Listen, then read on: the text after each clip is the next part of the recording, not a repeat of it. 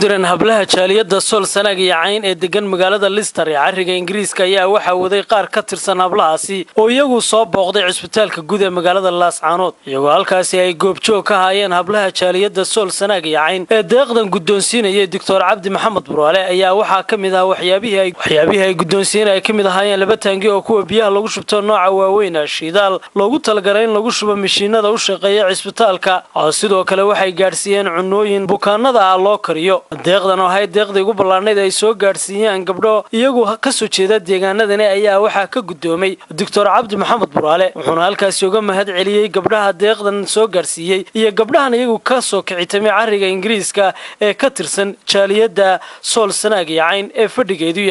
fadhigeedu yahay magaalada Leicester gaar ahaan waxaan u mahad celinayaa ayuu yiri hablahan deeqdan soo gaarsiiyay cisbitaalka ugu horeyn halkaasi waxaa ka hadashay mid ka mid ah hablihii qurba joogta ee deeqda soo gaarsiiyay cisbitaalka guud ee magaalada Laascaanood waxaana ka mid ah hadaladeedii sida tan Mari Cashuur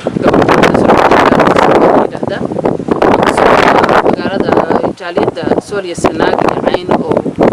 magaalada Leicester ee wadanka Ingiriiska gabdhaha meesha jooga ayaan soo oo ay iska oo yiraahdeen cisbitaalka markaasoo cadadeedu tootalahaan ay dhammayd tirada guud ay dhammayd 2,000 ay dhammayd lacagtaas waxaan anaga yacni markaanu cisbitaalka nimi oo warbixintii helay baahidu say u weynayd ayaan wax ugu qabta waxaan ku gadnay raashin waxaan ku gadnay laba taangi waxaan ku gadnay boosto shidaal ah iyo biyihii oo lagu shubay wixii kale soo hadhayna oo ahayd $600 waxa loogu dhiibay koosaar iyo in loogu gado yani sababtoo waa warbixintaan ka helay cisbitaalka intaas ayaa intay qaadeen garteen inay intay qaadeen oolaalahood caawiyaan qof walba in buu ka qaatay dad baa waxa way habeen iyo maalin aan seexanay say dumarka isugu keenaan siday lacagta u ururiyaan siday wax weydiiyaan dadna waxa weeyaan bixintay leeyihiin oo inay intay u qaadaan wax bixiyaan bay leeyihiin oo marka la weydiiyo bixiyaan marka waxa way qof walba inta ajirkiisa intuu ku leeyahay buu ka qaadanaya uma insha Allah bidmilaahi kariim ma noqonayso kii ugu dambeeyay waxay noqonaysaa wax joogto oo marba intay qaadaan gabdhuhu ay ururiyaan oo ay yacnaha wixii la awoodi karo la isu keeno baa la yidhi haddii wax la qabto dadku wax badan bay qabsan karaan haddii la isu yimaado marka waxaan rajaynayaa iyaguna inay wixii awoodooda ay ka geystaan insha Allah bidmilaahi kariim xitaa waxaan ugu baaqayaa dadkan magaalada degan oo reer Laascaanood oo yacnaha bacmishtarka ah waxaan arkay maalintii dhawaan markaan cisbitaalka ku soo warwareegay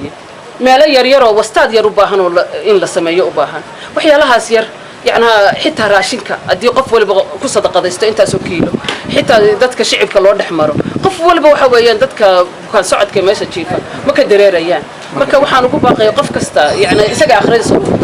fiicantahay inay intay qaadaan ay soo caawiyaan insha Allah bidmilaahi kariim inta kale waxa isaguna halkaasi ka hadlay Dr. Cabdi Maxamed Buraale oo uga mahadnaqay gabdhahan deeqdan ay soo gaarsiiyeen cisbitaalka guud ee magaalada Laascaanood isagoo sheegay cisbitaalku inuu ku tirsan yahay qurba joogta deegaankani ayna had iyo jeer soo gaarsiiyaan caawimooyin wuxuuna sheegay inuu halkan uga mahad celinayo jaaliyada hablaha Leicester ee degan cariga Ingiriiska oo sidoo kale doctorku halkaasi ka sheegay in ay u baahan yihiin qalab casri ah oo shaybaar kaasi ay habluhu uga ballan qaadeen in ay soo gaarsiin doonaan cisbitaalka guud ee magaalada Laascaanood soo gaaray cisbitaalka waxayna soo gaarsiiyeen raashin